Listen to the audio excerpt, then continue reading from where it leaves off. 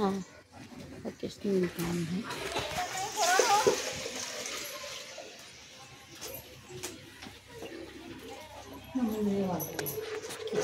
పాప కి టీసీ ఒక వెళ్ళిపోతున్నారు లేకపోతే స్కూల్ టీసీ ఇవ్వలేదట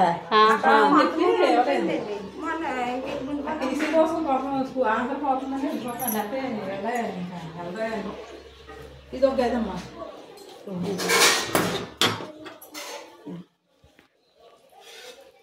ఓకే ఇది ఒక గది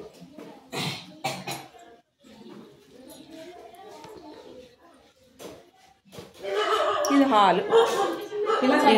మెట్లు పెడుతున్నాం హాల్ వేస్తానని మెట్లు వాష్రూమ్ బయటేనా తలుపు